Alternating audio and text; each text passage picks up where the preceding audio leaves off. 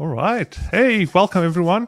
It's been a while, so thanks for joining us.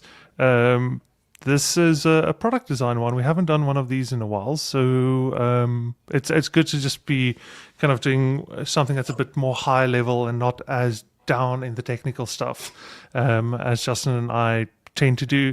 And so tonight we have Liesel, obviously from FEDSA, and she'll also talk a bit more about what we do at FEDSA, and then also Fiona.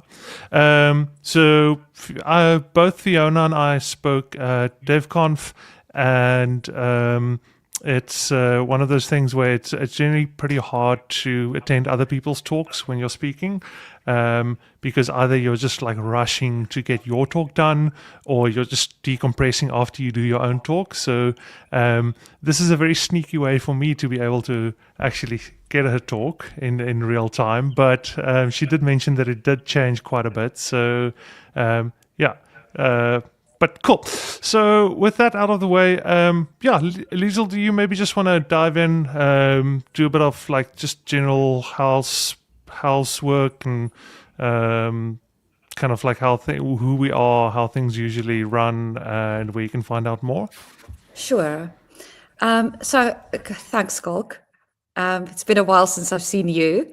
Fiona, thank you for doing the talk.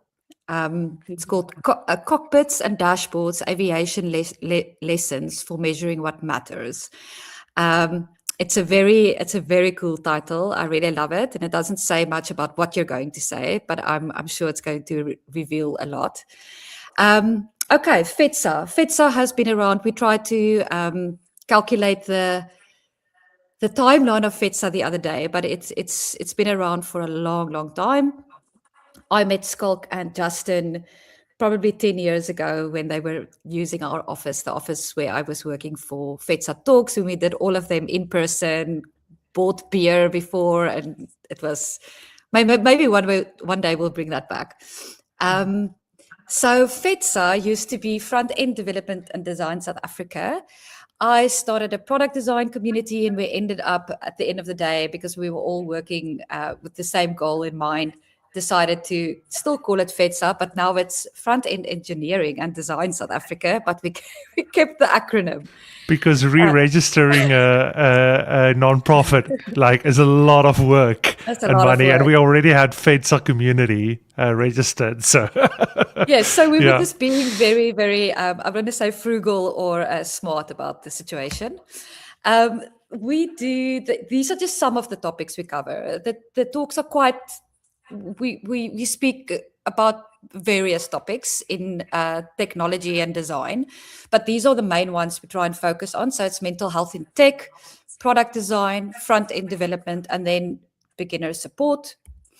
We've got 3 sponsors. The second 2 is nml.co.za and io.co.za. They have been sponsors of the community for a long time. It's many years. I think NML was first. NML is a financial services software company. They've really focused on the financial services side of things. Then there's IO, which is a product builder and custom development agency.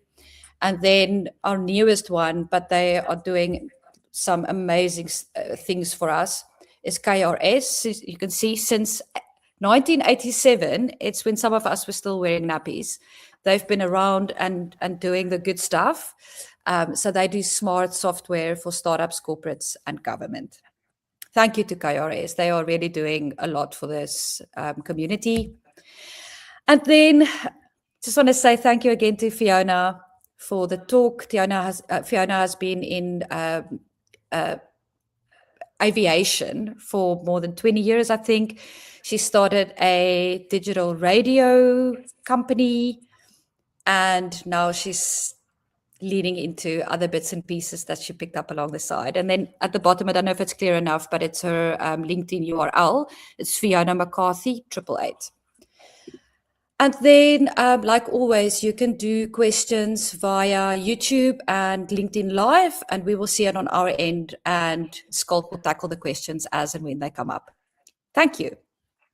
Yeah, and so apologies, I kind of threw Liesel a bit under the bus there because I said I'll introduce, like, she can do the admin stuff and then I'll introduce Fiona. And then, like, I just got so excited, I started introducing Fiona before she even got to the admin stuff. So when the Fiona slide came up, she kind of had to figure out how to introduce Fiona. But yeah, like I haven't seen this talk as mentioned, but like it's an intersection of a lot of stuff that I find super interesting. I think the one that I find super interesting is kind of like the part around like measurement and instrumentation and those type of things. Because like I tend to work in those spaces. And the other thing is as well, one of my pet peeves is people just throwing like Google Analytics, Google Tag Manager, like Hotjar, like throwing like 5 million like kind of like analytics capturing software that take forever to load, and then like actually not doing anything with that data. So yeah, so like my interest in it like kind of comes from both sides. But yeah, Fiona, I'm happy for you to take it away. Start introducing yourself.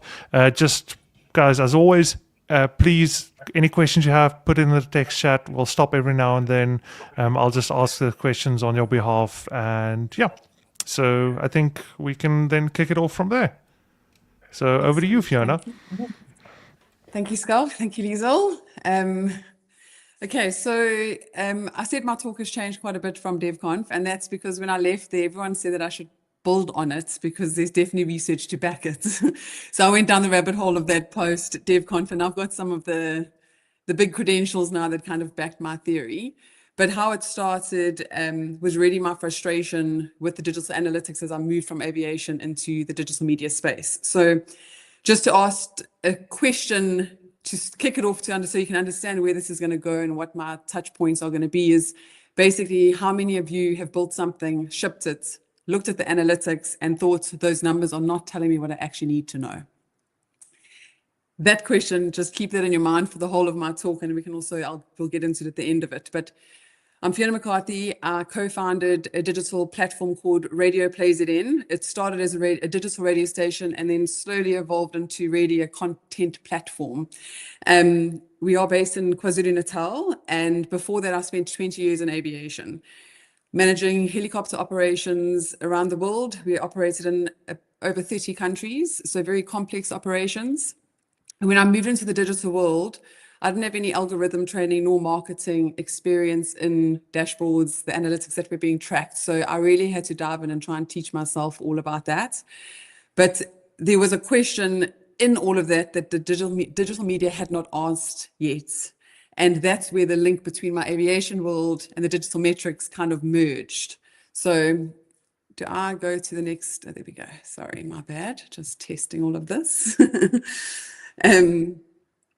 So basically, what I realize is there's this more data is not necessarily, it doesn't come with understanding. It actually comes with less understanding.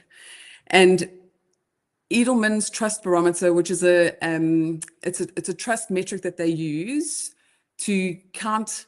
It's basically 25 years of data, over 33,000 respondents across 28 countries. And basically in 2025, our social media trust sits at 42 out of 100, which is at an all-time low.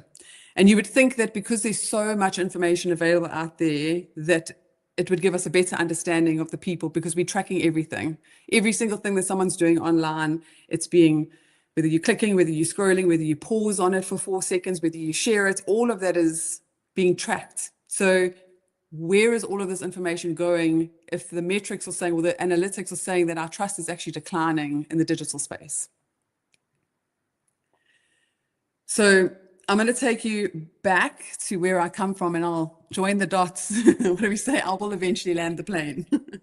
So basically to start off, in my previous world in aviation, we operated large helicopters in very remote areas. So I remember one of my first flights in a helicopter, in one of these Puma helicopters. The Puma is one of our Oryxes, our Air Force aircraft. We operated the civilian version. And I was sitting in the seat between the captain and the co-pilot, and obviously at night, as also the lights on the dashboard are quite bright as well, and there's so many lights and things going on. And the first thing I noticed is how calm the captain and the co-pilot are. When you take that image and you bring it into the digital world, I asked the question as to why are they so calm in the cockpit? And it's because the information that they need is being shown to them. So the right information is being shown to them so they can make the right decisions in what they're doing as the human driving that massive aircraft. So, and the reason about all of that is the cockpit is designed with one reality in mind, and it's that as a human is sitting in the seat, making the decisions for keeping that aircraft safely in the air. So if we had to rewind back to the 1970s, the cockpits, as they were evolving over time, kept adding more instruments and more dials to it. So more systems were coming into play. And then what happened was our incidents actually went up. And it wasn't because the pilots were not skilled. It was because they were overloaded. Cognitively, they were just overwhelmed by the amount of information that was coming at them. And in my previous career, I experienced this firsthand because we had a fleet upgrade program. So what we did is we had the Puma helicopters and they were no longer being manufactured. So we had to upgrade our fleet to the Super Pumas, which were a completely different aircraft from the same family, but we were going from an analog cockpit to a glass cockpit with digital dials and all that difference, different engines, more power. Pilots had to go for training, engineers had to go for training. Our operational systems completely changed because of all of the different systems that came into play for the different cockpit that was now being used in this upgraded aircraft. And so that's where this whole thing is. The more systems we add to it, the human cognitive load, we only have a certain ceiling to it, so we can't absorb all of that, which is why the information that you are showing from all the data that you get is so, so important. I put one of the little blurbs in this slide particular because I remember even in Mali how the engineers, for them specifically with the Pumas, they knew those aircraft from vibrations, from, their hands-on on that aircraft. When the new one came, they had to rely on the systems and the manuals and for the system to tell them where the problems were and then go and update other systems. So it was a completely different world between, the one set to the next. And this is how the digital space is actually, it's just growing and it's getting, more data, more information, but what are we doing with it? And what are we choosing to show? So we'll come now. These are now the interesting facts. Goodhart's law, as I mentioned that at DevConf, and everybody was like their heads nodding in the audience. They all know what that means, right? So Goodhart's law, Bank of England economist Charles Goodhart, he wrote a principle that explains everything wrong with the analytics dashboard as it currently stands. And it's basically when a measure becomes a target, it ceases to be a good measure. And if you look at this slide that's on the screen at the moment, that's what happened. Reach started as a reasonable proxy, and now many people could take this as a touch point, but then it became a KPI. And the moment that we did that, the industry learned to inflate it. So now what's happened is it's a follower's market. And so there's bot farms and there's algorithmic amplifications and there's all these other things, but actually what it is at face value is just vanity metrics out in the digital space. Then the other one is engagement rates. Again, really a good measurement for genuine audience interest, but then it became a target. So then what happened is the content learned to provoke people. So now you get clickbait and you get all these other elements that drive you to one place. Time on page, another one for content value, but then it became a target. And again, it just learned to trap people's attention. So there's infinite scroll, autoplay, algorithms, all of these things that just keep adding to it. So basically, the summary of this is the metrics did not fail because they were badly designed. They failed because they became the point.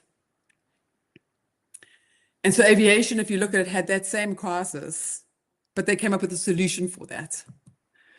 And so when you look at it from the aviation terms, we had to try and design systems that human can live inside. So if you look at all the information filtering, and there's so much information, the three things that matter is altitude, attitude, and airspeed when you're flying an aircraft. With those three, you can do anything. You don't need any of the other instruments. They're all nice to have, and they obviously add to the safety and the aviation elements of it. And basically that's what happened. It was aviation applied the principle to the cockpits, and then what remained was filtered through one question: what does the human in the seat actually need to see in order to make good decisions right now. So everything else was hidden. It wasn't gone. It was just hidden, available if you needed it. So the same as monitoring the hours for servicing, monitoring all the hours on all the different components on the aircraft. They were all there, but the pilot doesn't have to see those things. So it's just not cluttering the primary view. And what happened was aviation got dramatically safer, not by measuring more, but by deciding which data to show. So again, that comes with designing principles. It's what you practice. Why hasn't anyone applied these principles to the analytics dashboard itself is my major question with all of the data that's available. So if you apply the Norman's question to digital metrics, we get this, which is effectively, we've built measurement architecture that helps us to see what happened, but it doesn't tell us what it meant. So if you look at that first row, followers and reach in the aviation equivalent is a boarding list. It tells you how many people got on the plane, but it doesn't tell you whether they trusted the airline enough to rebook it. The engagement spikes is what is called a turbulence. It's loud and it gets attention. It makes you grab the armrest. It doesn't mean the flight is going well and doesn't change behavior or just interrupt it. It's one of those meaningful, it's the noise of the engagement spikes. And then retention is the equivalent of landing safely, repeatedly, not once, repeatedly. And that's where trust is built. That's when you start building trust. So basically, if we look at this simple aviation breakdown, in the digital analytics world, we are measuring altitude, but we're not reading the pilot at the moment with the metrics that we are actually tracking. Okay. So when I started diving into the research or the concept that I was sort of pulling up and the links between aviation and the digital analytics and what's been missing, there were basically 5 completely separate academic fields that noticed this exact trend, but across 50 years, and none of them were actually talking to themselves in it. So here's 50 years of academic convergence, as I like to call it. And we can see all of the things that lead into what I was saying. And every time I found a new one, I was like, oh yeah, that's interesting, or adding to it. So I'm not saying, I also don't want people to think it's wrong. I'm saying that all the metrics are wrong. It's what metrics are being measured. And I feel like the current metrics are incomplete. And there's a whole human layer missing, which all of this talks to. So we can see there in economics, 1971, Herbert Simon, attention is the finite resource. Metrics in Goodhart's law, targets destroy measures. Then you've got Deci and Ryan, it's intrinsic versus extrinsic motivation. You've got passive consumption destroys bridging social capital. And then bringing it back to 25 and 26 in the industry reckoning, AI solves production, but platforms still lack trust signals. And in 2026, the Meta Summit, it happened in May this year, they were raising AI and what happens to the infinite source of digital elements and contents being put out. So what are we doing to now start to structure that a little bit better? So all these questions are now starting to be asked because AI and everything's advancing so quickly that we almost can't keep up with it, especially in the digital space that I'm in media and with content creation. Everybody's on a social media platform. Everybody is creating content. So what is the content that starts earning the trust of the audience?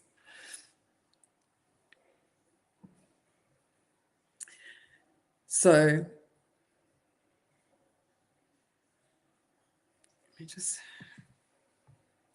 what I'm going to do is I'm going to show you just 3 case studies that I've identified, which is part of the paper that I have written, and just to show you what that gap looks like in the real world. The first one is Flowers on Kensington. So in February this year, she's actually a client of ours on PlayZN, Roxanne Gordon. Her and her mom bought Flowers on Kensington, a little flower shop. They spent a lot of money on campaigns and boosting ads, and the orders were kind of trickling in for Valentine's Day, which should have been a big boost. Anyway, she gets a message from a friend of hers that says, did you get my order? Roxanne's like, no, I haven't seen it. Anyway, she does some research, goes online, and she realizes that when you put in Flowers on Kensington into Google to search for it, it is another larger corporation pops up saying Flowers on Kensington and their websites at the bottom. And it was effectively hijacking all of her clients. She was very upset about this. And obviously there was no alert for her. There was no dashboard that flagged it on her side that this was happening. It was just on her side, she wasn't getting orders. On another side, they put the right SEO, and then they were getting a whole bunch of orders from an area that maybe they didn't service well before. So then what happened is Roxanne posted an emotional video and she put it onto social media, and that went viral. So then the community's response was immediate because she was just so upset about what had happened. She posted out of the blue this video, very raw, very real. And people who had never heard of flowers, they started sharing her story. Rugby players started visiting the shop to give her extra exposure, and she had already great and sold out. The problem that I have with this is the dashboard showed what it showed for both events. It showed the commercial harm and the community rescue. Impressions, reach, engagement rates, identical language, but the system cannot tell the difference between the mechanism that harmed her and the community that saved her. And that's not a data problem, that's a design problem. So now I'm going to show you an opposite case where same broken metrics, but this time they missed something extraordinary. So this is the original, I used this example in my DevConf talk, and this was where the question for me really started, where I started digging down in this at the end of last year. Myself and my business partner, Kerry Miller, we were about 9 months old at the time, our business, and we were driving to an event up in Zululand on the north coast of KZN, and we were pulled over by a traffic officer. We'd also both been sponsored cars from GAC vehicles. Anyway, he pulled us over. I was driving. He just said he had seen one of the cars that I was driving before, and he wanted to know what type of car it was. Kerry asked, can she film it? She filmed it. Next thing, so we basically had an encounter. I showed him around the car. He was super impressed with it. Kerry posted that raw footage onto her Facebook page, which at the time she had about 30,000 followers. By the time we reached Zululand, we were already on 1 million views on that one video. That same video today sits just over 6 million views on one platform. So every dashboard said it performed, but they couldn't say why, because it had absolutely nothing to do with the car. They didn't share it that many times because of the car. They shared it because of the interaction between us and the traffic officer. And that is that Robert Putnam, which he named in 2000, it's the bridging of social capital. It's a trust forms across different generations and different groups of people in a community. And that's what this did. It just showed a great interactive between two very culturally different people. Then this third one, it basically shows what happens when trust accumulates over years and then pays out in a single moment. I should have actually put photos of them in here. Sorry about that. But this is quite a recent one. Cape Tonians should know him, Ginger with a GoPro, Chad Nathan. I don't know if any of you follow him on social media. He's got quite a big following. He's runs marathons all over the world. But during the big rain that you guys had a month or two ago, he was running along the Sea Point and Promenade in Cape Town, and he saw Sydney, a man around in his 50s, homeless. One leg was amputated in a wheelchair, and he offered to push him. He ended up pushing him 4 kilometers, which Chad in his mind as a fit marathon runner was like, what is going, like, how are you going to push yourself all of this distance? Anyway, he stopped. He pushed him all that distance. He took some video footage because he's obviously being an influencer. He filmed it, he posted it with a heartfelt caption.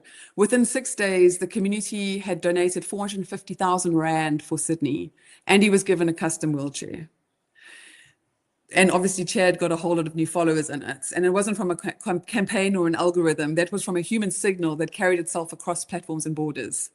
So what happened there, and what the dashboard missed, before Sydney, Chad had already raised about 1.2 million for people in need through the same audience that follow him on social media. So his followers had already given, and they trusted him. And they knew that he followed through with what he was saying. So he built that trust up over years. So when he posted Sydney's story, the trust was already in the accounts. So it didn't come from one reel. It came from before that, 10 years of consistent, authentic, purpose-aligned contents paying out in that single moment for Sydney because he got put onto Chad's social medias. And those analytics, no tool saw that coming because none of the tools are actually measuring trust. So in saying this, I can't also go with all this and have no sort of examples or ways to make it better, right? So I've got a few that I've been thinking about. And that is why I thought this platform was so great, because I don't know how to do these. These are great ideas for me in my mind, or my frustrations with the business. And I thought from an engineering space, like Skulk expressing his frustrations already on things that you guys have to develop and measure and trust and don't question why. This is the part where I really questions and sort of open discussions around it. And I've only labeled 3 of them. So earned retention is one of them. So every analytic platform measures retention, but none of them distinguish between an audience that came back because they wanted to, or one that came back because something prompted them. So whether it's a notification, a target, it's an ad, or you accidentally just click on the wrong place of your screen and it takes you somewhere. So, and this goes back to Deci and Ryan's self-determination theory, where they established that these 2 types of motivation produce fundamentally different outcomes. Intrinsic motivation, I chose to do this, that builds commitments. Extrinsic motivation is something that prompted me, and it produces compliance. So they look identical in the data, but they are completely different signals from the behavior of the actual audience. And that's one that I would love to tackle. And I have an example of that on PlayZN. We have different shows. So we run through, similar to radio stations in these segments, only we do video and audio. But our weekend breakfast show has got people flock to it, and nobody can, like, obviously it's the DJ and the content and you can say those things, but I don't have input as to why that is. What specifically in that space is drawing the people back? Then conversation depth, and this is a bit of a difficult one, and this really goes about commenting. So in the sense of a like takes 0.3 seconds and 0 thoughts. But a considered comment is where someone formed a view, they composed it, and then they committed to it publicly. And so that takes something, something completely different. So current metrics, they treat these as equivalents, but they're absolutely not. And so this is where conversation depth index would be great with a weighted scoring. So if you have like an emoji or just a quick, that was great, or whether you're having a long sort of starting a question, starting a conversation within your thread or within your posting of content, those sort of things start adding more value, because then it's, again, you're really showing the depth and the social capital, no matter where you're sitting or involved in a conversation on a platform about something that it shows up differently in every single person's life. So making sure here, okay. And then your trust accumulation index. And that's really the relationship between the content as the audience gets stronger over time. So it would be earned retention rate over time. Are they choosing to come back? Are they sharing it without being incentivized because they really find the content good? And again, there's human factors journal, like there's journals on this in the sense of the way that research is, or trust is researched. And it's established that humans calibrate trust based on 3 things. It's consistent performance, transparent process, and aligned purpose. And these are directly applicable to analytic platforms, and the digital dashboards fail all 3 of these simultaneously. It's inconsistent results, opaque algorithms, and commercial purposes misaligned with the creator's goals. And that's what most people will say. It's like testing the system to see if you go viral, because you don't actually know what that algorithm is. Okay.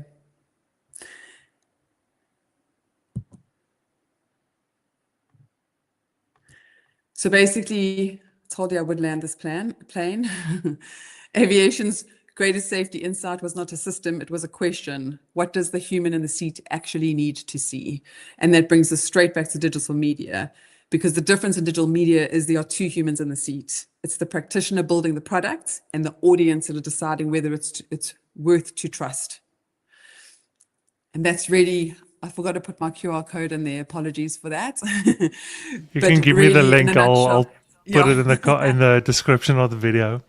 It's a lot of information to try and slap into this small little snippet. That's what I say, like, I'll definitely post it because it's worth a read if you've got some time. But it really, it's our better instrumentation at the moment is to decide what data not to show. And that's really just the base of my entire talk There's so many avenues that I'm realizing that we can take this into, but I'm really interested to hear more on the people that build it and what your thoughts are and how hard or how easy it is to actually start building other metrics that mean something.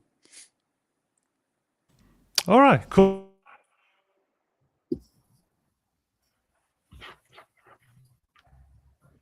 Skulk, you're muted. Yeah. I can't hear you, Skull. Whoops, took you guys long enough. You're just looking at me like we're yapping away. I just wanted to say thanks so much. This is great.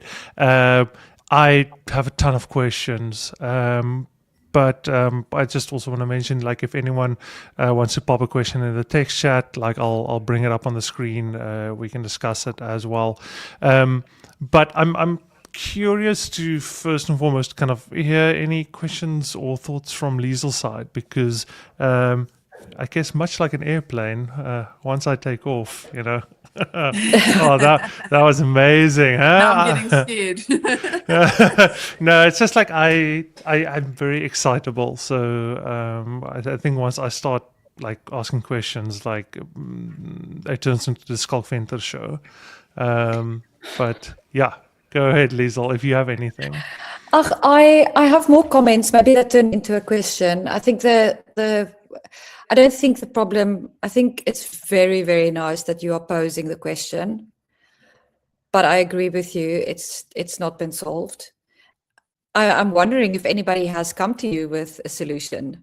Has anybody said that they've got something? I've had a lot of people agree with me, but I haven't dived into the 6 metrics that I've presented. So in DevConf, it was more of an overall idea, and now I've kind of really done into the research of it, and there's 6 metrics that I want to explore.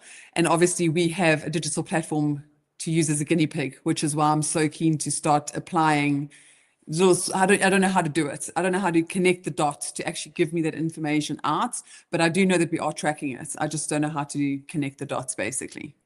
To make it make sense, because what you suggested there, which I really like, is there's longevity in it. There's no quick fix. It is building trust. There's no, you start today and tomorrow you've got the trust. It's something that you consistently have to measure and build upon, try, maybe fail, and keep doing it until you get to that point where you've actually earned the trust. Yes. And I really love that, because that takes us away from this whole idea that you have to. I think it's like we're being pushed into that world a little bit by trying to understand the algorithms in the back end. So how are you going to get your information to surface to the top? And everybody sits and studies the algorithm, but it's actually the expenditure of time is on the wrong thing at the end of the day. So I also don't. I mean, I don't have a solution, but I think it's so cool to ask the question. Yeah, and in one way, I'm actually detrimenting myself in my new business by saying that they're vanity metrics and they don't count. I mean, it's the first thing anyone wants to see, like when we're trying to sell media space. And it's interesting because the conversation started because I wasn't understanding when people ask me for metrics, I was going, but why is that important? So I think that's, again, it's become an industry that's shifted or moved. And as always, you start gaining momentum so quickly that nobody's actually stopped to go, but actually, what does engagement mean? What does an impression mean? And not necessarily to you as someone that just wants someone to click on it, but it's got to have some good feeling or good intent for the audience that are seeing it. Value. Value. Yes. Yeah. There's so a couple of people saying hi. Also a comment about like it's like thinking about this as an ocean.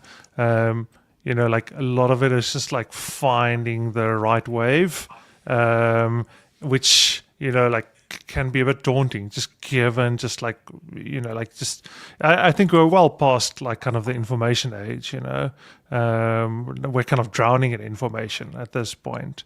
And actually making sense of information. There's a really good book actually by who's it? Abby Covert. I think Covert called Making Sense of Any Mess, which is a really good book. I know that Alfie, who used to do the Edit Undo podcast. He also spoke at UX South Africa as well. He did a series with her on kind of like this idea of making sense of like just overwhelming information and stuff. So I think so. There's a couple of thoughts here. I think a lot of like unformulated thoughts in my mind, because this is not the type of thing that I spent a lot of time thinking about. But there's a lot of points that resonate with me.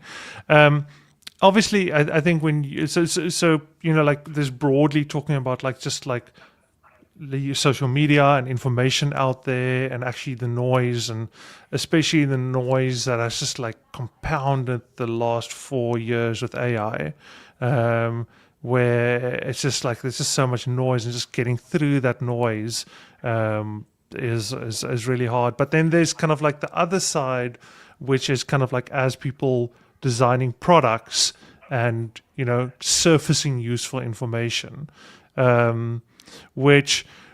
So one thing that I often find hard is, you did mention, okay, you know, like some of the vanity metrics, you know, so, let's talk about FEDSA or whatever, you know, like, so when we're approaching people for sponsorship or whatever, you know, obviously we have stuff like, okay, the amount of like YouTube subscribers and, you know, the amount of people that sign up for a newsletter and so forth.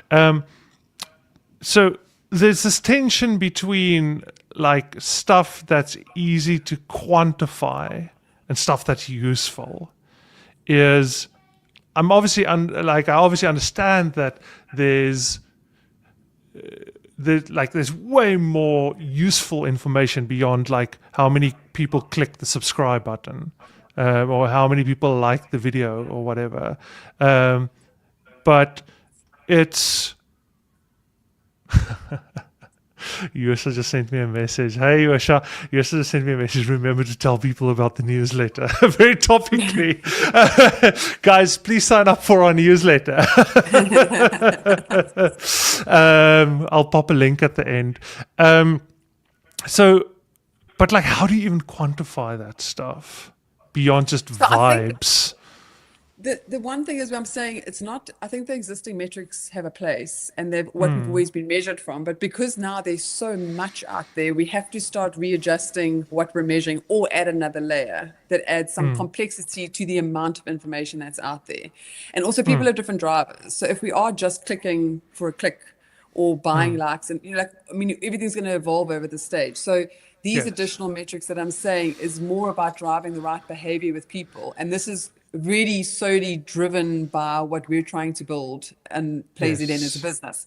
And that's about saying, well, we want people to return. So just for us, we've not spent a single cent on any advertising for our business alone. It's been organic growth. So it's completely on its own. People have found us and they've come back to us and they've chosen to stay there.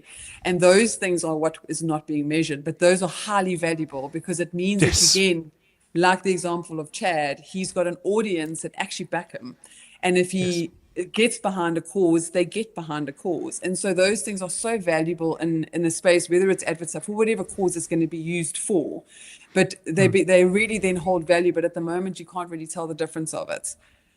So it's really just about, I think for me, it's about creating more authentic analytics that show you the different layers of things. Because again, if your purpose is just to click or count your clicks, or have people buying fast off the shelf or whatever product you're wanting to try and get out there, then those metrics serve you. But there's a large base of the world and what we're trying to do in media and content, and the type of content that you're putting out, that we want the other behaviors to be driven by. Do you think there's a big, and so I think it's worthwhile just disclosing my own biases. So like, I think that the main thing that I view this type of conversation through is kind of my experience in tertiary education, because you also have that tension between, you know, rubrics and marks and stuff, which, you know, like if you push it far enough and it gets so abstract, you start ending up with very weird things, where someone who at face value did something amazing or whatever, if you now kind of try and codify it through a rubric, it actually they don't get a very high mark, and likewise someone who did something very average just because they hit the right marks on the rubric. But but then that leaves you with like kind of, so in your example, for example, like the pilot, which at some point there needs to be some subjective kind of layer in between where human needs to interpret that stuff. Yes. Do you think part of it is like kind of leaning into that more, where we don't necessarily we're not as fearful to rely on people to interpret things, as opposed to just giving them like a scientifically calculated correct number? Because I do feel sometimes a lot of that is, and I think that's maybe what I was trying to get at initially when I spoke about things that are meaningful that are hard to quantify versus things that aren't that meaningful but are you can very nicely quantify it and give it an exact number and so forth. And yeah, it's I think like there's a bit of we're scared of stuff that's subjective. We're scared of If you think of all the social media platforms, they've got all of that data, but they're putting it out in they're choosing what to show out as well. And that's driving those behaviors.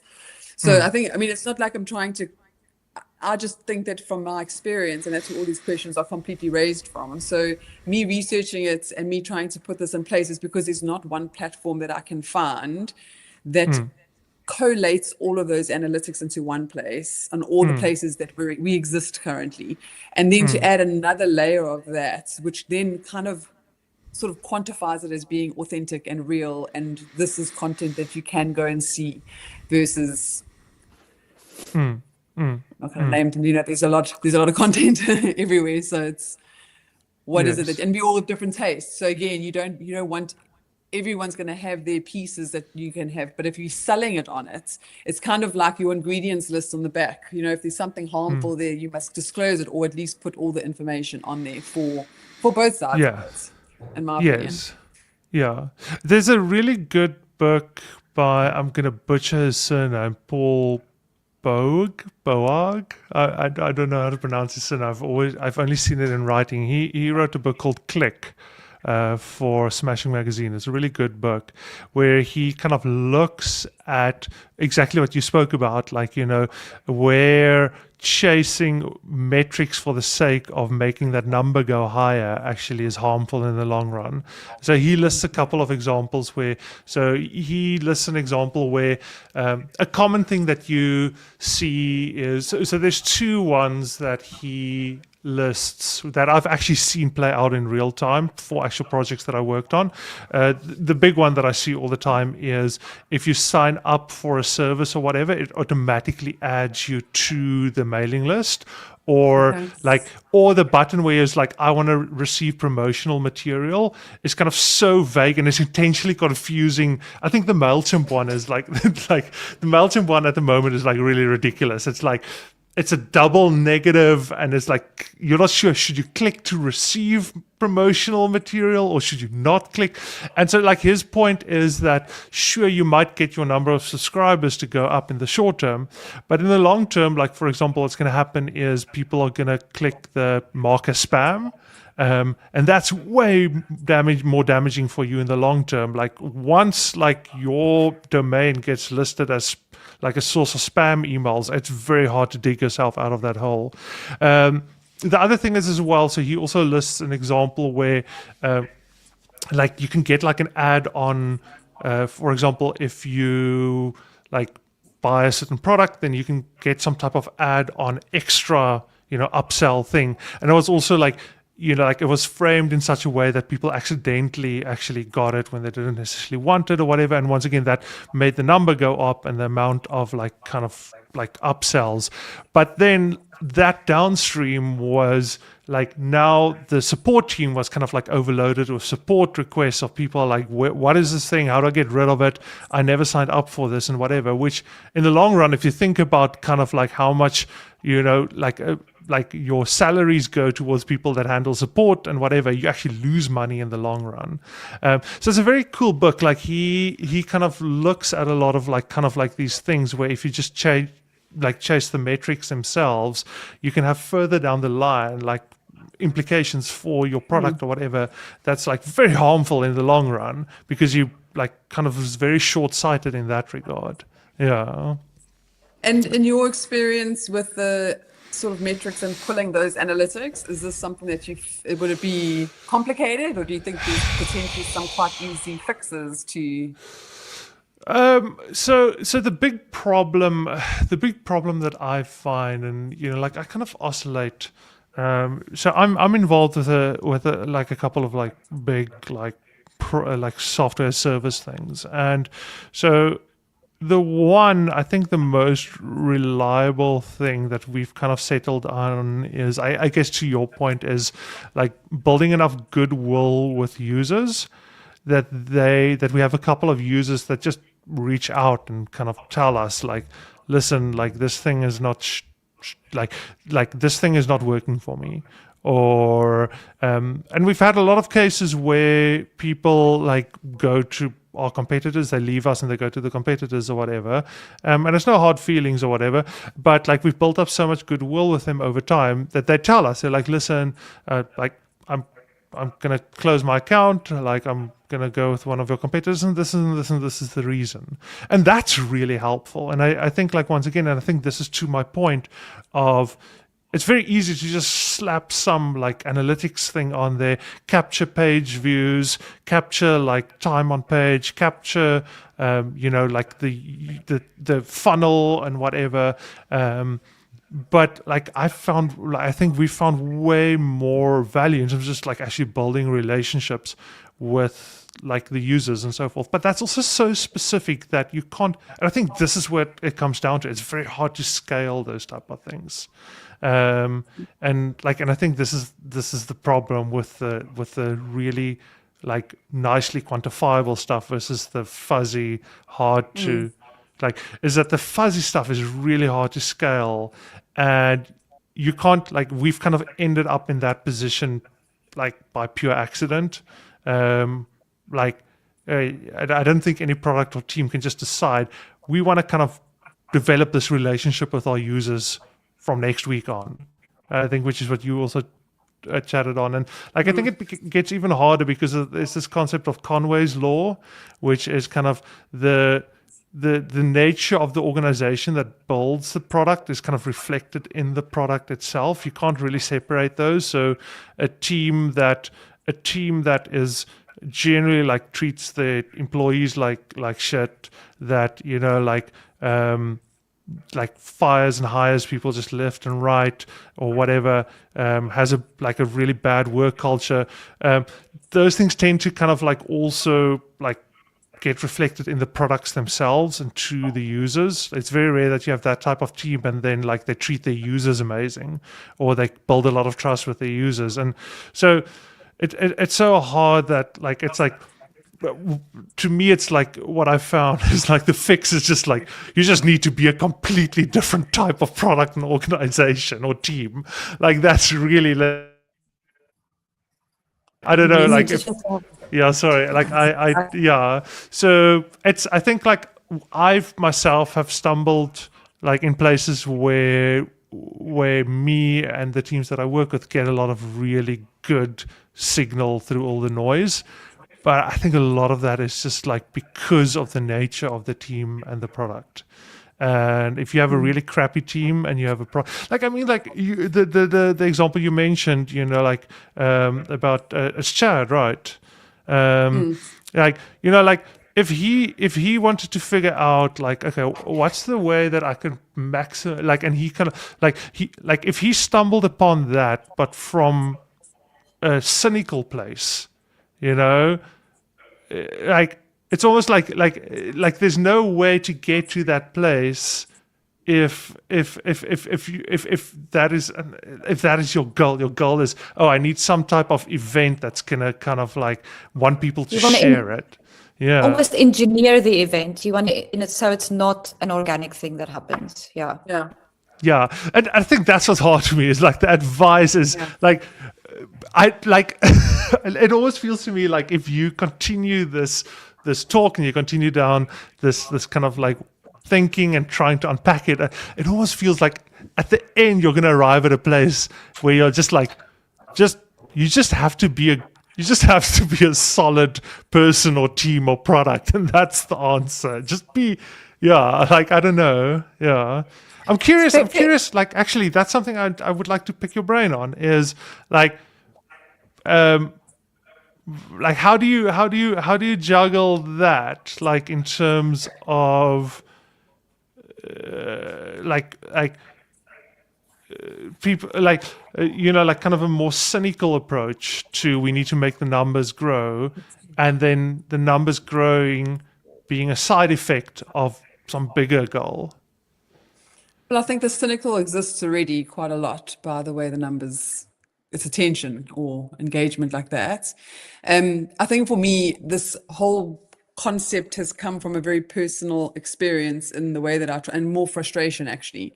So DevCon talk was really put about because at that particular time I was battling to just calculate the analytics across all the platforms, and no one platform could do that for me like that, which frustrated me. And then second to that, when I started unpacking those, and again, being a news station rivaled with a lot of other FM stations or influencers on social media and stuff, how did we position ourselves to be seen as a bit different? And then how do you compete against those big numbers with people that have been there forever?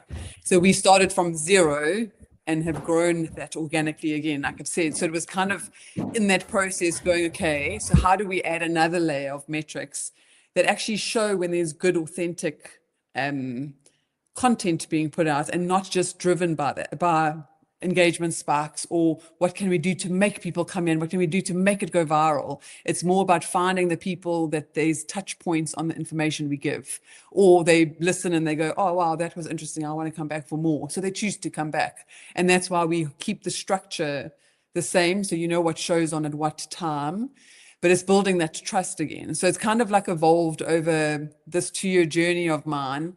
And I will get these analytics done for PlayStation at some point, because I do, again, the data's there. It's just about pulling the right stuff to be able to show that. And I'm super, super interested to see what that looks like alongside the existing metrics. So the idea is to build it anyway, and then be able to say, well, here's our analytics, but then also we have this layer with these additional 6 metrics that actually tell you what your audience and why they're coming back. Mm-hmm. So it's just to like place it a little bit better. I just want to quickly say something on that. When you were talking earlier, because I'm also building something from scratch, and I think I don't want to say there's maybe 2 things that I think is lacking. The one is that we want software to tell us what it should be. Sorry, Liesel, your connection is pretty rough. So is it?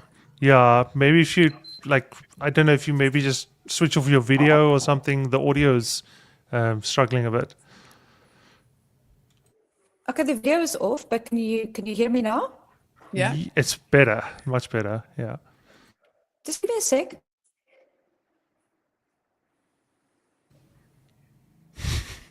I'm pretty close to the router. I was just checking if somebody did a restart or something that I didn't know about. Okay. Is my audio okay? Yeah. Tell your son to switch off his torrents. He's not here, so I can't blame it. I can't blame it on him, unfortunately. Okay. I'll try and pose my question or my statement, and then we'll see how it goes. I was just thinking that there's two things lacking for me. And as I said, I'm also building something from scratch. And the one is having a reverse engineering what fits the business. So as an example, I'm building a network.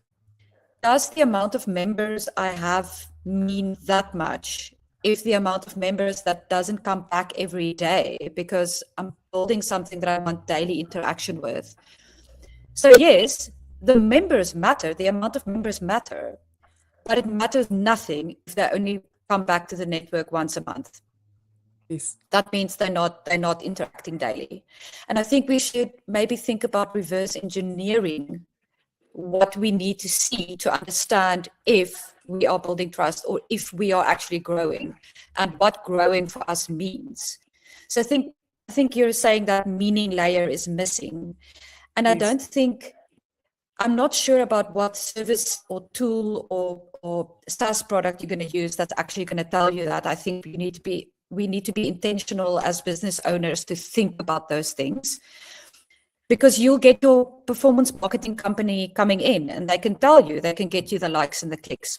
Great.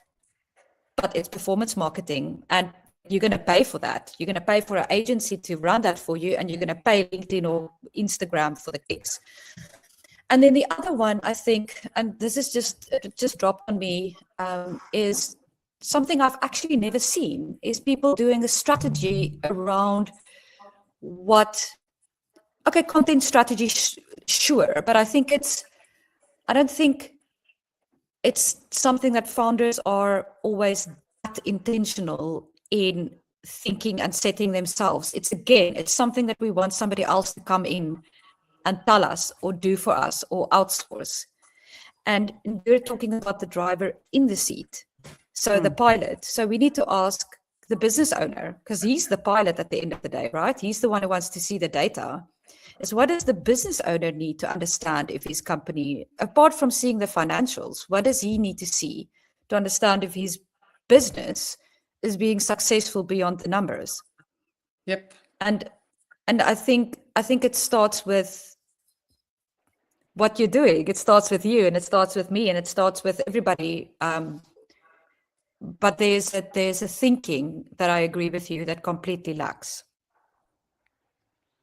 I think it's also useful, and I mean, like, obviously there's a lot of parallels. I don't want to talk about FEDSA too much, but like, I mean, like, the parallels are, like it's like one-to-one parallels. Like, we're also kind of like in the business of creating content, well, way less professional than a radio station, but to the same goals, I guess. And I think one thing that I think about a lot, and that we talk about a lot, is, I think what FEDSA is would be very different if this was a business we're looking to scale. And I think the fact that we just do this as a hobby allows us to build more meaningful relationships and stuff, and to kind of be more open and transparent and so forth. So, like, here's an example. Like, let's say FEDSA was a business and I was looking to grow this, and like, I needed to pay people salaries and whatever. Then, like, at some point you have to kind of lean into like clickbait and stuff, and you're like, make your YouTube thumbnails and whatever, like this shocked face and like, I can't believe, like, the like, for this video, have like a shocked face and have like, or me pointing to what's the thing that people always, and it's like the secret to engagement or whatever. And like, that's tough, and sometimes people are put in that place, and we're very fortunate that we don't have to, because we all have day jobs and whatever.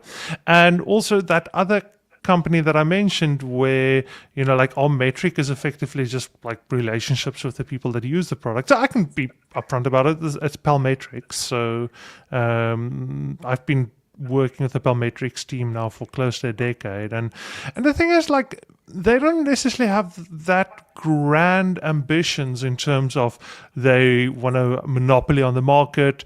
They want to like just scale infinitely. It's like, I think all of us, like, it's mostly just like, there's 5 of us, and there's only one person that's not like, doesn't have an engineering background. We just enjoy working on the product. We think it's a good product. We think, like, it's obviously a good like, business model, because we've been able to do it without trying to extract every single drop of value out of users. So I think sometimes you're in fortunate positions where you can actually, not necessarily try and extract every drop of value out of users. But then there are situations where you're kind of forced to, for whatever reason, whether that being like you were hired to increase engagement or whatever. And like, I think it's yes, I think that the clickbait and sort of engagement levels, it it has a place. But again, like I said, it's the driver of your business. It goes back to what Diesel's saying. If that's your business and your model, then that's okay. And they will have a budget that's allocated to ad spend and boosts and all of those things, and that's the way it runs. There's another layer though of where you actually wanting to do authentic content, or so that's specifically from where we're from. I don't want to do clickbaiting. We've got topics, we've got things like that, but that's where this other layer sits close to our hearts, because we don't want to be a platform that just, oh, here's a product, advertise for us and we'll give you so much money. Well, what does the product do? Is the product good? Is it, there's these questions. So I think that again, it lays about, I suppose, with the strategy of the business. But for me, this has really just opened up a whole lot of questions and the things of not only for where we are sitting now, but in the way that I've seen in 2 years being in this space and how fast it is evolving. I mean, if I look at what I was doing with AI when I left aviation versus what I'm doing now, and how much I've built a business around what AI can do, like we wouldn't have built what we would have done if we didn't have tools like that. And so quickly. But the reality is that keeps speeding up. So if that keeps speeding up, then how do you differentiate when everything's the same and everything's click-based and everything's running for the same stuff? The pendulum is going to swing at some point, which is why we need to start paying attention to other metrics that mean a little bit more to the human, and the human on both sides of that seat. That's a very interesting and good point. And I think it's like, and that's the thing as well, is I think it's, and I guess this is the point that you're making, is that there's unclarity there in terms of how do you even measure that part of it, because I think like starting point. Well, yes, well now we have, but before today, but so you like and like. Once again, bringing this back to FEDSA, I think if we were just chasing that engagement, I think the results would speak for themselves. I'd be like, Liesel would be like, no, we need to make the background of the thumbnail blue. I'd be like, we need to make it red, and let's make a blue one. Let's make a red one. See, but for all one... intents, you're not tracking your analytics for FEDSA. But what you are doing is you've got a non-profit that puts good contents in a space of the FEDSA members, which is exactly what you're doing is correct. So sure. I think I can definitely measure the value just in terms of conversations that we've had with people, just offline and through private messages and stuff. I do believe we're putting a lot of value out there. I wouldn't still be doing this almost a decade later. We get a lot of you've built a community, and you've built a community based off of the trust and the content that you put out. So it's the exactly. Same thing. You're just making money off of it. Yeah, that's because I have a day job that pays well enough. Yeah. But and I also don't want to run a business. I want to engineer stuff. But the thing is then the hard part is there. How do you measure that? Is it okay, how many nice DMs do you get per month where people are like, cool, thanks so much for everything you're doing, or when I go to a conference, how many people come up to you and say oh, dude, I love this stuff. Yeah. How do you, and this is why I'm talking about the blue background, red background thing. And I think that's where it gets tricky. No, but that's the whole, it's a very, very deep rabbit hole. I've been down it looking for solutions, but it's the same thing as with the case studies. And I think that's why they were so important, because it really is in real time identifying, with the flower shop, for an example. One person's crying in their car and the other person's celebrating because the clicks that they wanted are there. The sales are there, so it's that same, again, with the metrics and what you measure, but it's also about how, it's not necessarily the numbers are there, but how do you interpret that? So what is that extra layer when you start going down? Yes. And I do believe the data's there.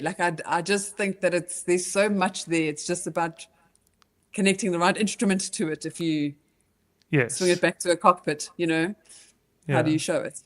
Yeah, and then the thing is as well, it's harder in terms of I think we have a lot of arguments internally in terms of, because a lot of it is at an interpretation level. With the blue background, red background, you just look at the numbers and you're like, Liesel, you're wrong. But when you're talking about things like trust and value, and there's you're doing a lot of speculation and a lot of interpretation, and I think that makes it hard in terms of, I think we should do this, no, you think we should do this, and so forth. But but I think I think this has kind of catalyzed a lot more things in my mind than I was anticipating. and in different ways than I was anticipating. Yeah, but thanks so much, Fiona. Lisa, I don't know if there's anything else you maybe want to add or ask or so forth. I'm not sure about my audio and video now, so tell me Go if it's for bad. it. Go for it. No, just my final statement is I kind of agree with you. Something you said earlier, Skulk, is it's also a cultural thing in how you're going to engage with your users and understand them. I think at the end of the day, you can't skip over that. And there's a whole array of user testing principles and frameworks and ways to address that. Sometimes speaking to 5 of your users is enough to get some info. So yeah, that's that angle, but I think, Fiona, maybe there's a workshop that needs to be done. Thinking you need to maybe get some thinkers in the room and start doing a design sprint or something. That's what I ended up thinking is just figuring out how do you get from one point to the other. How do you get from the point where you need to understand your business and what your business needs to have the kind of growth that you wanted to have, because you want a platform that's different from anybody else. What does that look like? And then here's all the data points. And then how do you build the interpretation layer? I'm sorry, I wish I had an answer for that, but So I would love to do a workshop as well, just to chat after. If anyone has been interested, I'd love to swap numbers, because I do have a few notes and points. Not that it makes sense to me because I think it's in your language, but I have gone through a few options of how to set things up. So that would be great if we can. Yeah. So that's maybe a nice segue into like, where can people get in touch with you if someone has any specific questions? So obviously, we're live streaming now, but most of our views we get after the fact. Okay. If someone's watching this after the fact and they're like, oh flip, if I was there I would have asked this, like, where can people get in touch with you, learn more about what you do, learn more about this specifically? Okay, So I did share a link to Radio Play ZN as well, so in case people can check that out. Yeah. Yes. They can check me out there. They can do either LinkedIn. I'm happy to give my email as well if you want to put it into the chat. They can message me there. Even my cell phone number. I've got no issue sharing that. But fiona@radioplayzn.co.za is my email. Otherwise, connect with me on LinkedIn or Instagram, Facebook, any of them. Yeah. And I will, we can connect that way. All right. Okay. Thanks so much for that. And hope you guys have a nice evening further. And and then hopefully we'll catch you guys soon on the next one. Awesome. All right. thank you. Thank you Cheers, very everyone. much. Bye-bye. Bye. Bye.